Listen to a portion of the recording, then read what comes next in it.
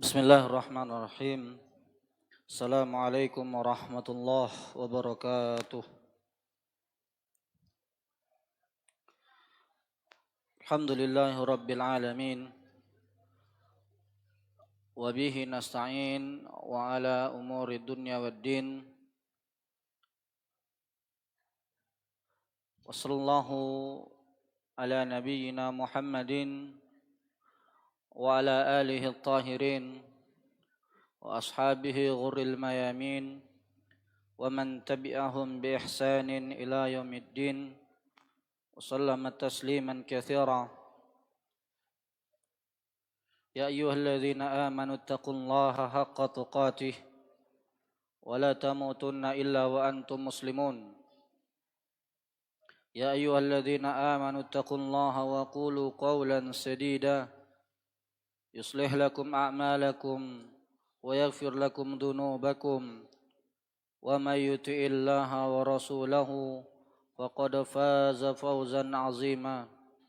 Amma ba'du fa inna asdaqal hadithi kitabullah wa khairal huda huda Muhammadin sallallahu alaihi wasallam wa syarral umuri muhdatsatuha fa inna kulla muhdatsatin fid dini bid'ah wa kulla bid'atin dalalah wa kulla dalalatin finnar.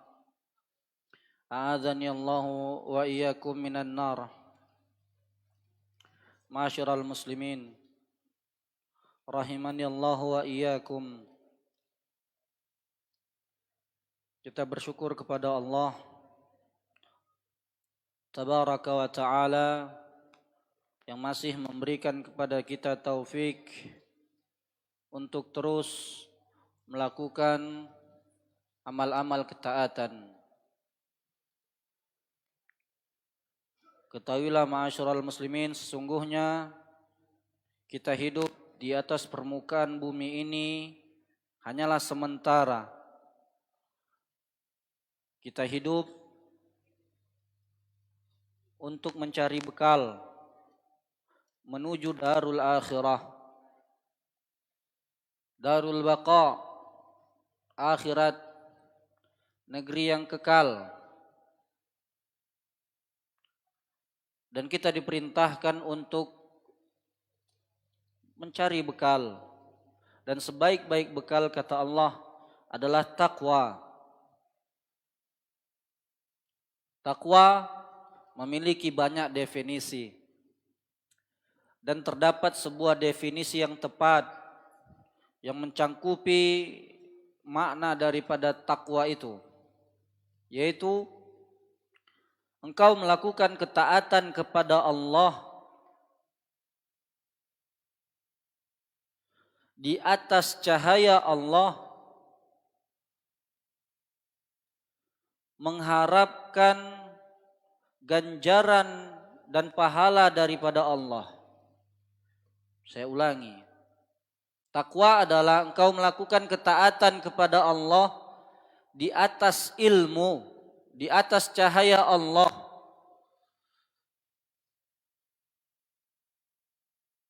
Dan menginginkan ganjaran serta pahala daripada Allah. Makna yang selanjutnya, takwa adalah engkau meninggalkan maksiat karena Allah, di atas ilmu, karena takut akan azab Allah. Ulang. Engkau meninggalkan maksiat kepada Allah di atas ilmu, karena engkau takut akan azab dan siksa daripada Allah. Baik, contoh. Kita mungkin tahu bahwasanya ketika melakukan kebaikan dan ketaatan, maka kita mendapatkan pahala. Namun tahukah kita sebenarnya ketika kita meninggalkan perkara yang dilarang oleh Allah, kita juga mendapat pahala. Baik, antum siapa namanya? Antum yang gak fokus, Ustaz tanya, gak bisa Ustaz dirikan. Majelis ilmu bukan majelis tertawa. Siapa nama antum? Hah? Siapa? Azhar. Apa itu takwa tadi?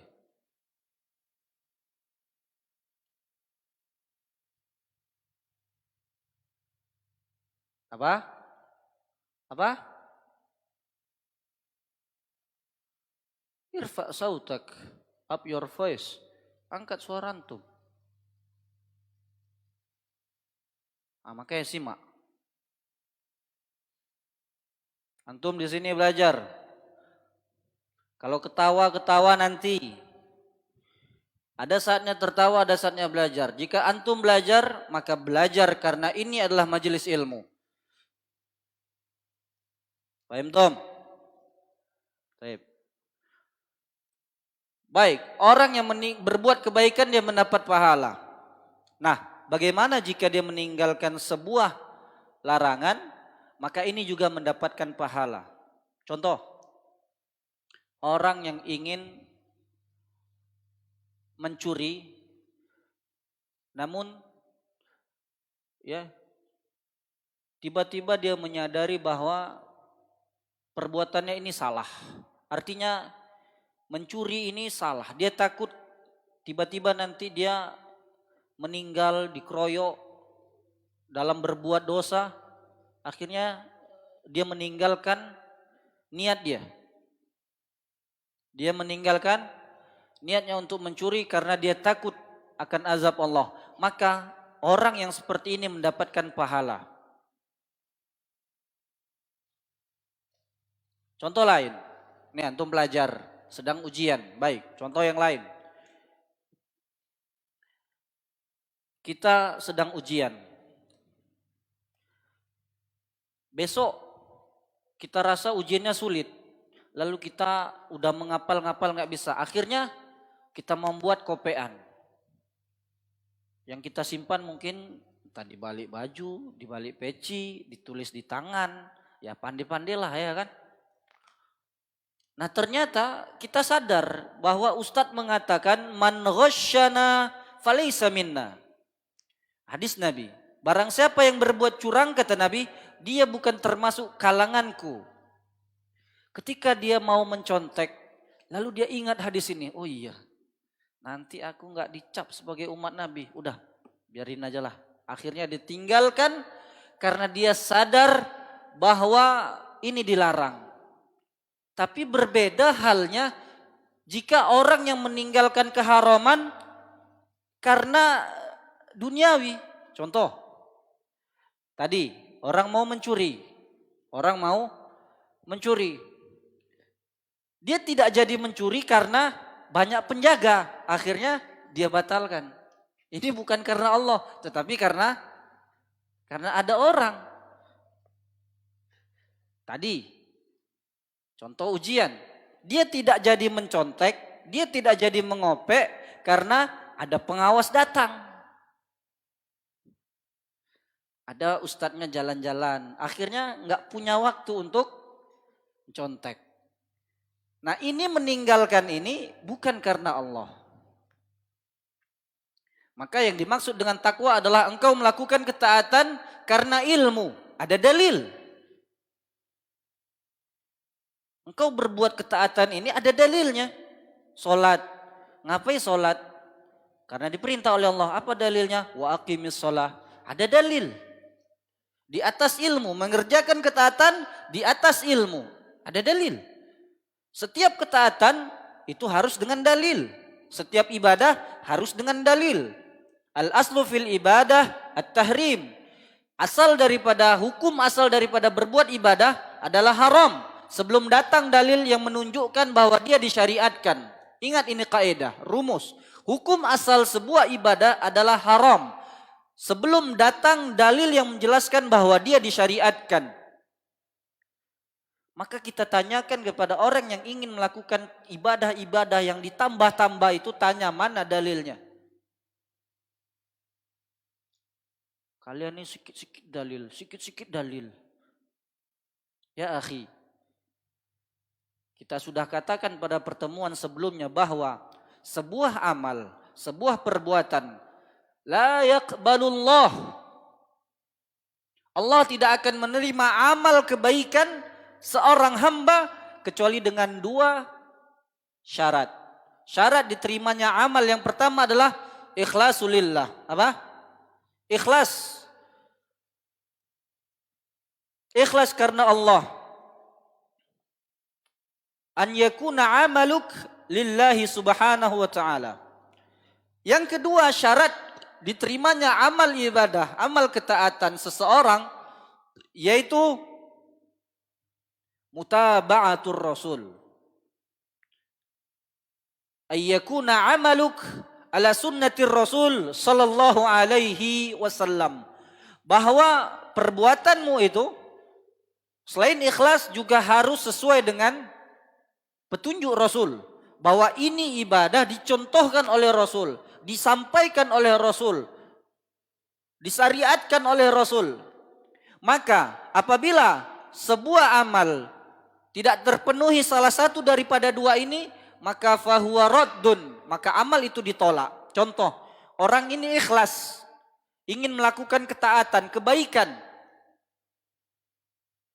Dia ikhlas ini, udah baik, ingin melakukan ketaatan, namun tidak sesuai dengan sunnah, amalnya ditolak. Contohnya kemarin apa? Dia ingin sholat, menambah rakaat dalam sholat subuh misalkan. Dia ingin sholat subuh 4 rakaat dan dia ikhlas. Ini 2 rakaat nggak cukup. Saya mau 4 rakaat. Diterima atau ditolak? Kenapa ditolak? Tidak sesuai dengan perintah Rasul. Tidak sesuai dengan sunnah Rasul. Atau dia sudah sesuai sunnah, namun niatnya bukan karena Allah. Contoh, dia sudah sholat ini, mempelajari sunnah-sunnah sholat. Ya, dia memiliki hafalan, dia sudah memiliki kualitas bacaan yang baik. Dan ketika dia ingin menyolati orang menjadi imam, niat dia hanya ingin dikatakan suaranya cantik, suaranya merdu. Dia bukan karena Allah. Atau dia ingin dilihat sebagai orang yang khusyuk beribadah. Misal, ketika orang tua atau guru kita tidak ada, sholatnya cepat-cepat. Allahu Akbar, cepat-cepat. Tapi ketika ada orang tua, ketika ada guru kita, kita pun sholatnya lama-lama gitu. Apa? Agar dilihat, oh kita ini rajin gitu. Maka ini juga tidak benar. Perbuatannya sudah sesuai sunnah, namun niatnya bukan karena Allah. Maka ini juga tidak akan diterima. Syarat diterimanya amal adalah terpenuhinya tadi ikhlas, kemudian sesuai dengan sunnah. Baik, antum fokus ya. Nanti di akhir Ustadz bertanya, nanti Ustadz berikan hadiah. Itu hadiahnya sudah siapkan sama Habib. Ya Habib? Masya Allah. Baik, kita masuk kepada pembahasan kita. Silahkan yang punya kitab halaman 19 yang terjemahan. Ya, baik, kita sudah sampai kepada perkataan penulis bahwasanya di antara indikator ataupun tanda bahwa Allah menginginkan kebaikan pada diri seseorang adalah dengan membuatnya paham tentang apa? Paham tentang apa? Kok nggak ada suaranya nih? Apa? Agama. Di antara tanda bahwa Allah menginginkan kebaikan pada dirinya adalah Allah buat dia paham tentang agama. Sebagaimana di dalam hadis yang diriwayatkan oleh Imam Bukhari dan Muslim, Nabi mengatakan, "May yuridillahu bihi khairan yufaqqihu fid din." Barang siapa yang Allah hendaki kebaikan, maka niscaya dia akan menjadikannya paham dalam ilmu agama. Nah, kemudian juga kita sudah sampai kepada perkataan penulis bahwa ilmu fikih merupakan ilmu yang paling utama dan paling mulia. Karena dengannya ibadah yang merupakan tujuan tunggal diciptakannya manusia di muka bumi ini menjadi sah. Sebagaimana Allah mengatakan, "Wa ma khalaqtul jinna wal insa illa liya'budun." Dan tidaklah kuciptakan jin dan manusia kecuali supaya beribadah kepadaku. Nah, kemudian selanjutnya penulis di dalam buku ini menjelaskan tentang kemuliaan-kemuliaan ilmu fikih.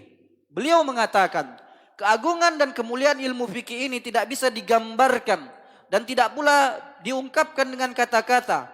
Hal itu karena ahkam syariah selalu mengiringi dan menemani orang muslim dalam segala kehidupannya yang terjadi antara seorang hamba dengan Rabb-nya atau antara Rabb dengan hamba-hambanya. Maksudnya adalah bahwa ilmu fikih ini adalah ilmu yang mulia. Orang yang mempelajari fikih, orang yang memahami fikih, maka itu akan bisa membuatnya menjadi orang yang selamat ketika dia melakukan sebuah ibadah atau ketika dia melakukan interaksi kepada orang-orang. Dengan mempelajari fikih, maka dia akan tahu mana yang benar. Apakah ibadahnya ini salah ataukah ibadahnya ini diterima. Dan juga dengan mempelajari ilmu fikih seseorang itu tahu bagaimana cara berinteraksi dengan orang-orang. Baik, banyak di sini disebutkan oleh penulis namun kita tidak bisa membacakan karena terkait dengan waktu. Namun yang bisa kita simpulkan bahwa ilmu fikih, ya, catat ini, ilmu fikih adalah ilmu yang mengajarkanmu bagaimana engkau beribadah kepada Rabb-mu. Ilmu fikih adalah ilmu yang mengajarkanmu bagaimana engkau beribadah kepada Rabb-mu. Dan juga bagaimana engkau bermuamalah kepada manusia. Jadi perhatikan, ada dua di situ kata kuncinya. Ya, ada dua. Yang pertama, ibadah. Yaitu antara hamba dengan Rabb. Kemudian yang kedua adalah muamalah. Apa? Muamalah. Ya, yaitu antara hamba dengan hamba. Maka para ulama ini menjadikan ilmu fikih kepada dua bagian. Ulama membahagi ilmu fikih kepada dua bagian, yaitu bahagian pertama qismul ibadat, yaitu bagian yang berkaitan dengan ibadah-ibadah. Sebagaimana di dalam rukun Islam yang 4 dikurangi syahadat, yaitu membahas salat, puasa, zakat dan haji. Ini dia fikih ibadah, yaitu fikih yang mempelajari tentang bagaimana salat yang benar, kemudian puasa, kemudian zakat, kemudian haji. Bahagian ilmu fikih yang kedua adalah muamalah. Muamalah. Atau bagaimana berinteraksi dengan orang lain. Ya. Seperti hukum jual beli, hukum meminjam, hukum apa lagi? Mudharabah, ya, gadai, pernikahan, ya, riba dan sebagainya, banyak ya. Makanya ya di zaman para sahabat, terutama itu di zaman kekhalifahan Amirul Mukminin Umar ibn al-Khattab. Umar ibn al-Khattab itu ketika dia suatu hari sidak ke sebuah pasar, dia dapati bahwa penjual ini tidak mengerti tentang hukum jual beli. Maka ketika itu dia menegurnya. Kemudian Umar mengatakan, la yabi'u fi aswaqina illa faqih. Jangan ada yang melakukan transaksi jual beli di pasar kami kecuali dia faqih, kecuali dia mengerti tentang ilmu jual beli.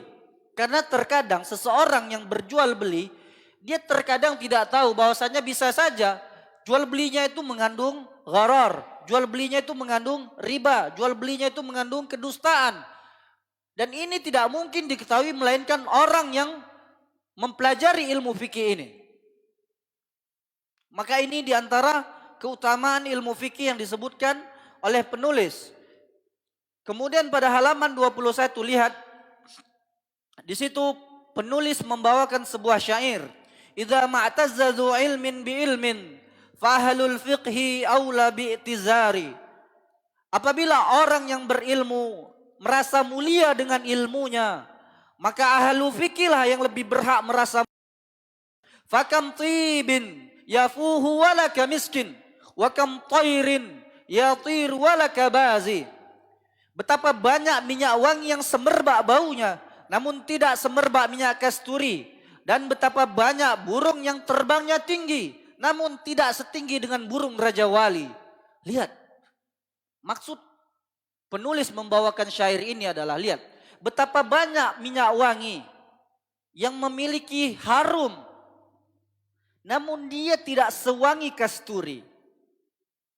Dan betapa banyak burung yang bisa terbang, namun dia tidak bisa terbang tinggi sebagaimana burung Raja Wali. Maksudnya adalah betapa banyak orang memiliki ilmu, namun ilmu fikihlah yang lebih utama. Ya. Nah, kemudian penulis melanjutkan bahwa syariat Islamiyah seluruhnya kembali kepada qaulun wahid, yaitu pendapat yang satu, baik dalam masalah usul maupun furu'. Sekalipun kenyataannya di dalam masalah furu' terdapat banyak khilaf, perselisihan, namun tidak boleh lebih dari satu. Hal ini ditopang oleh banyak dalil, kata penulis. Penulis membawakan dalil diantaranya firman Allah, walau kana min indi ghairillahi lawajadu fihi ikhtilafan katsira. Kalau sekiranya Al-Quran itu bukan dari sisi Allah, tentulah mereka mendapatkan pertentangan yang banyak di dalamnya. Juga penulis membawakan firman Allah, fa in tanaza'tum fi syai'in farudduhu ilallahi war rasul. Kemudian jika kamu berlainan pendapat tentang sesuatu, jika kalian berselisih tentang sebuah perkara, maka kembalikanlah ia kepada Allah atau Al-Quran dan juga kepada Rasul, yaitu sunnahnya.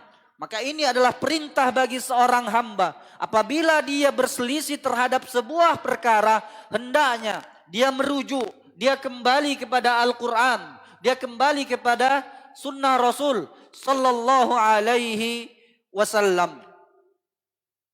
Ya. Kemudian juga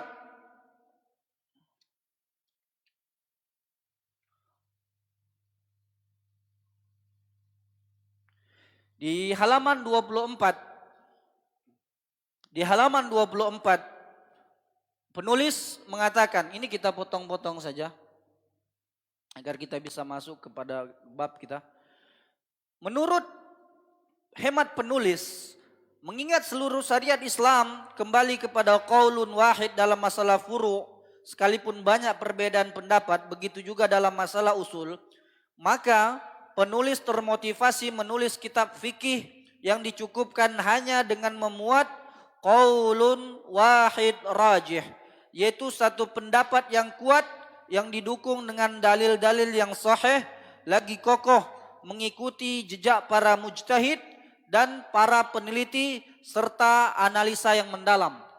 Maka metode penulis kitab ini yaitu Syekh Abdul Azim bin Badawi, beliau dari Mesir, hafizahullah, masih ada, beliau masih hidup, ya, dan kajiannya juga banyak, bisa dilihat di YouTube.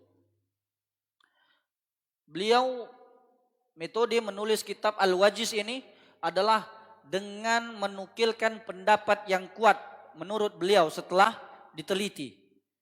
Ya. Jadi karena pendapat-pendapat itu banyak, maka beliau di sini hanya mengambil pendapat yang menurut beliau adalah kuat. Baik, itu muqaddimah. Sekarang kita masuk ke dalam pembahasan.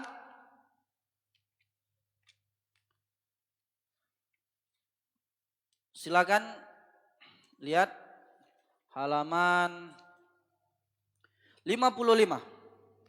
Kitabut Thaharah. Kitab At-Thaharah.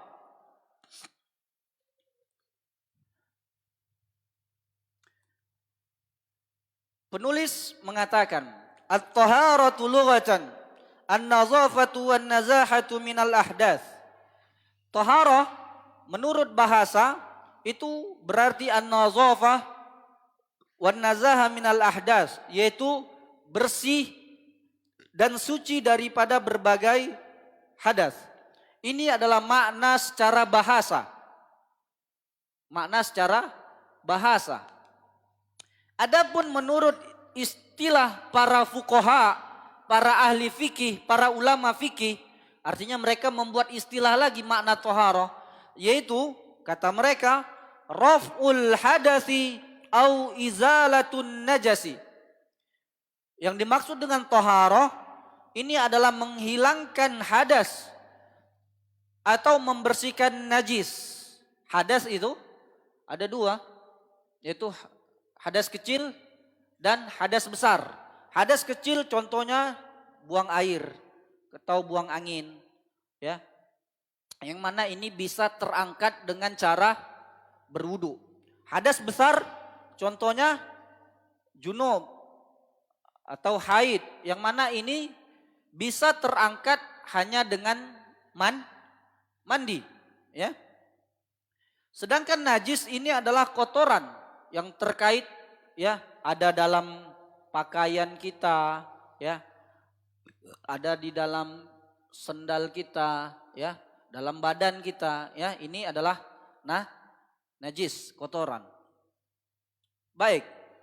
Tadi kita sudah katakan bahwa para ulama membagi fikih ini kepada dua, yaitu bagian ibadah, kemudian bagian muamalah. Nah, bab taharah ini bagian apa? Apa? Ibadah. Kok bisa Ustaz? Baik. Perhatikan tadi bagian ibadah itu. Lihat. Daripada solat. Solat itu tidak akan sah kecuali dengan apa? Berwudu. Apa? Berwudu. Dan berwudu itu dengan apa? Dengan air. Maka hukum asal bersuci adalah dengan air. Dengan air. Apa dalil berwudu? Ya ayyuhalladzina amanu idza kuntum ila sholati faghsilu wujuhakum wa aydiyakum ilal marafiq wa ila akhiril ayah. Ini dalil tentang berwudu. Allah memerintahkan, wahai orang-orang yang beriman, apabila kalian ingin mengerjakan sholat, maka basuhlah wajah kalian, basuhlah tangan kalian, dan seterusnya. Ya. Dan hukum asal bersuci adalah dengan taharah. Maka oleh karena itu para ulama di dalam kitab-kitabnya, ya, lebih dahulu membahas taharah, yaitu bersuci. Apa? Bersuci. Sebelum mereka membahas tentang sholat. Ya. Baik.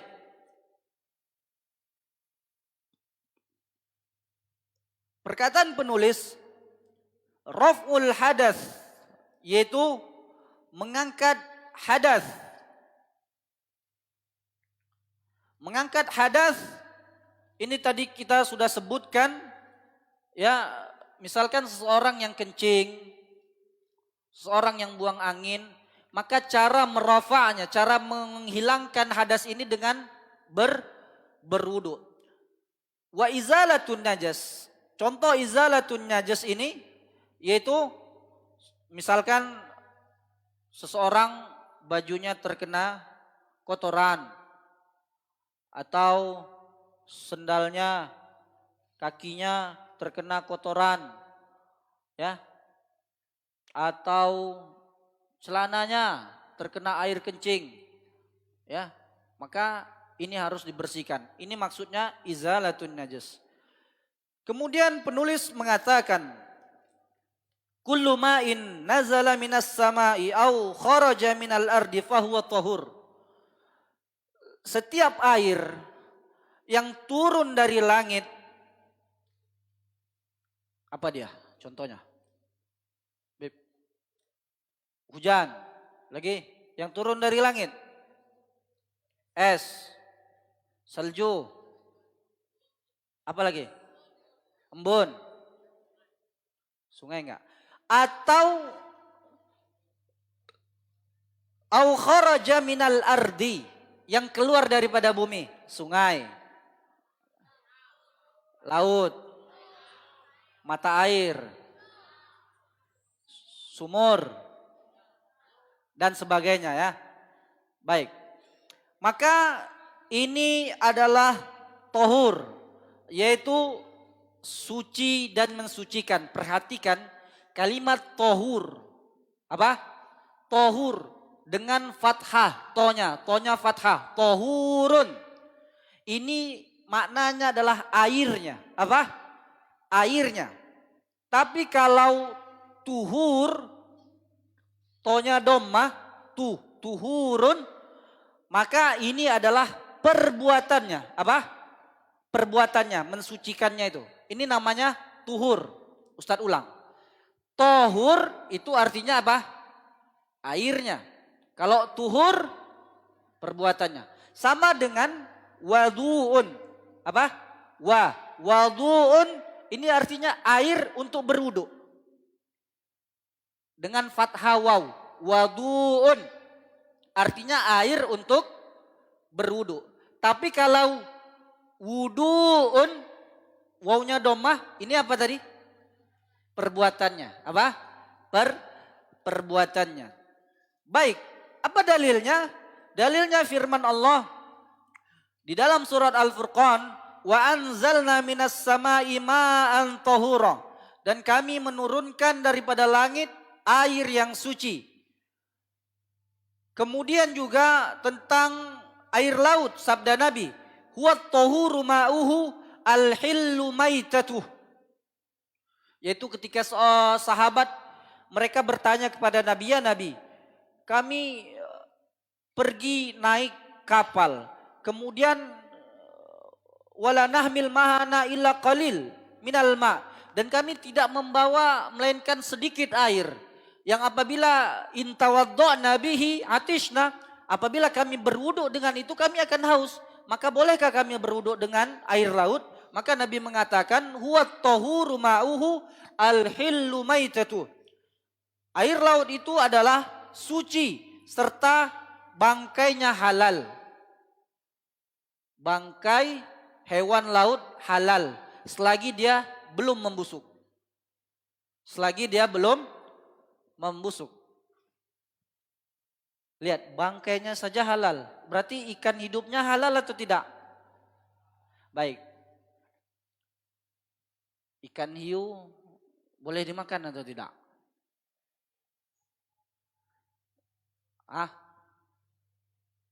Boleh atau tidak? Kenapa boleh? Ikan laut. Tapi ada larangan, setiap binatang yang bertaring dilarang makan. Itu gimana? Laut. Kalau buaya? Buaya boleh makan? Ya, jawabannya cari makanan yang lain ya. Baik.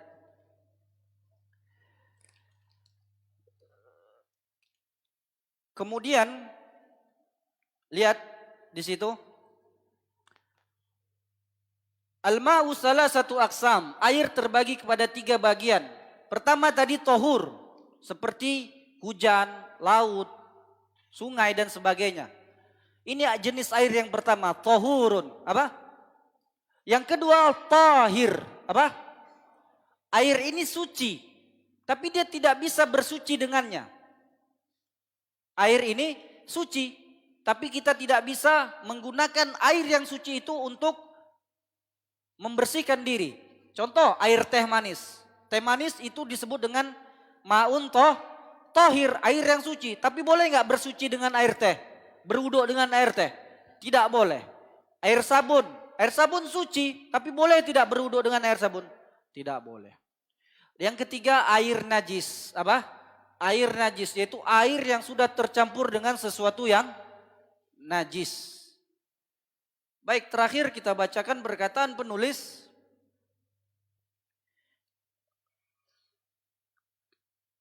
Berkata penulis membawakan hadis tentang sumur bidha'ah. Innal ma'a tahurun la yunajjisuhu syai'un, halaman 56. Sesungguhnya air itu suci, dan dia tidak bisa dinajiskan oleh sesuatu apapun. Jadi sumur ya Budho'a ini adalah sebuah sumur yang besar, bi'run kabir, sebuah sumur yang sangat besar yang berada di sebuah lembah, yang mana di situ ada lembah, yang mana ketika hujan di lembah itu banyak kotoran-kotoran. Ketika hujan, kotoran itu terbawa hingga jatuh kepada sumur ini. Di antara kotoran itu ada kain-kain pembalut wanita, kemudian juga di situ disebutkan daging-daging anjing. Ini kan sesuatu yang najis, ya atau tidak? Ya. Namun sahabat bertanya, ya, bolehkah mereka berwudu dengan air daripada sumur tersebut? Maka Nabi mengatakan, innal ma'a tahurun la yunajjisuhu syai'un. Sesungguhnya air di situ suci dan dia tidak bisa dinajiskan oleh sesuatu apapun. Baik, mari kita lihat. Air tersebut tetap suci meskipun bercampur dengan sesuatu yang suci, selama dia tidak keluar dari batas kesuciannya yang mutlak. Ustaz ulang. Air itu jika dia bercampur dengan sesuatu yang suci dan dia tidak berubah, maka dia boleh digunakan untuk bersuci. Contoh, ada air di sebuah wadah.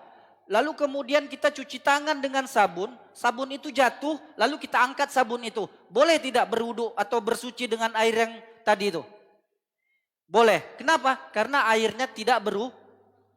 Berbeda halnya ketika sabun itu jatuh, kemudian kita diamkan sampai besok subuh, lalu ketika kita lihat air itu sudah berbusa. Boleh tidak bersuci dengan air itu? Ini tidak boleh. Ini tidak boleh. Kata penulis adalah selama tidak keluar dari batas kesuciannya yang mutlak. Jadi air yang mutlak itu adalah air yang dia tidak berubah warnanya, tidak berubah baunya, dan tidak berubah rasanya. Ya, meskipun air itu tercampur dengan sesuatu yang najis, namun najisnya itu kecil. Seperti yang tadi di dalam hadis tadi, tercampur dengan kain-kain pembalut, dengan daging-daging anjing. Namun tidak mempengaruhi sifat kemutlakan air tersebut karena dia sumur yang besar. Kayak misalkan seseorang mandi di sungai, mau kencing, malas cari toilet. Akhirnya dia kencing di dalam sungai itu. Kira-kira berwudu dengan air sungai itu boleh atau tidak? Hah? Boleh karena tidak berubah. Baik, mungkin kita sudahi sampai di sini dahulu. Sebelum kita sudahi, kita stop ya sampai pembagian air. Baik, Ustadz ingin bertanya. InsyaAllah pada pertemuan yang datang kita akan membahas benda-benda yang najis. Silakan Habib sini. Yang mau menjawab santri angkat tangan. Yang angkat tangan dulu baru Ustadz tanya. Antum, siapa namanya? Hah? Abdi? Apik. Sebutkan 3 jenis pembagian air.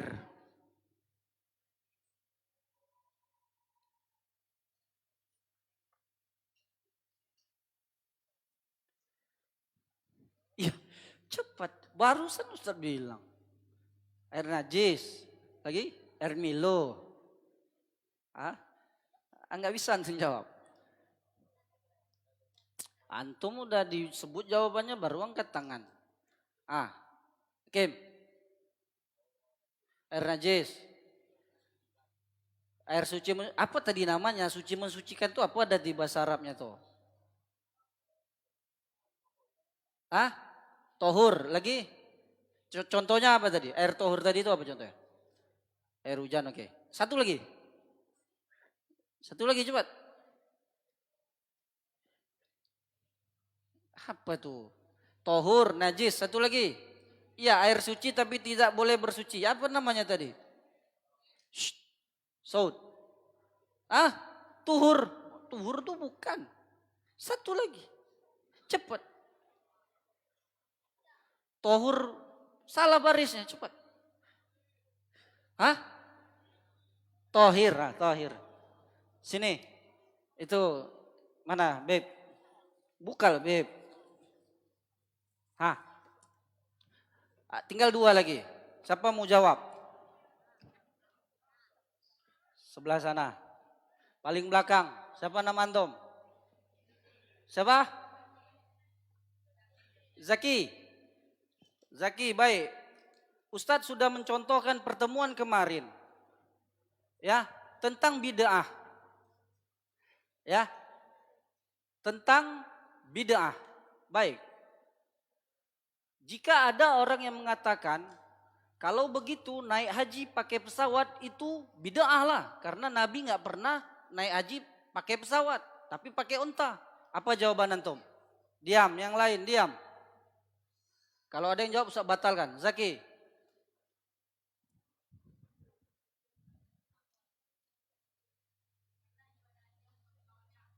Apa? Karena ibadah bukan pesawatnya tetapi hajinya. Nanti ambil sama Habib ya. Shh. Baik. Tinggal satu lagi. Satu lagi ini enak nih untuk begadang kalian. Kalian ujian. Baik. Sini sudah. Jatah tengah lagi. Tengah. Baik, tengah. Abang SMA mana? Di tengah ini ada abang SMA. Di tengah ini mana SMA? Hah? Nih. Antum siapa bang? Hah? Sufi. Bang Sufi. Baik bang, siapa nama penulis kitab ini bang?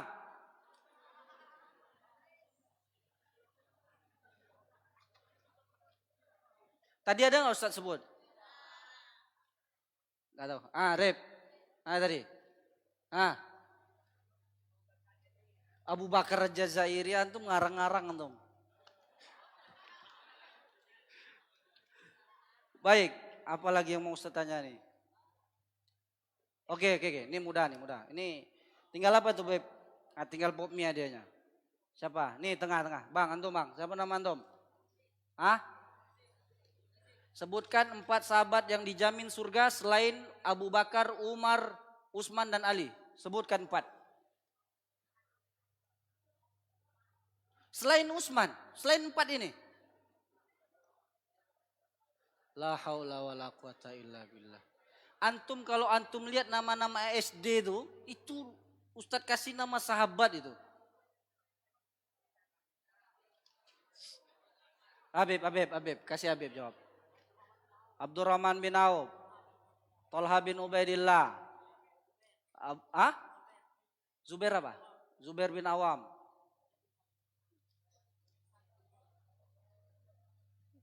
Said bin Zaid. Nah, fatallahu alaik. Baik, sampai di sini pertemuan kita. Kita akhiri dengan doa kafaratul majlis. Subhanakallahumma bihamdika asyhadu an la ilaha illa anta astaghfiruka wa atubu ilaik. Assalamualaikum warahmatullahi wabarakatuh. Bismillahirrahmanirrahim.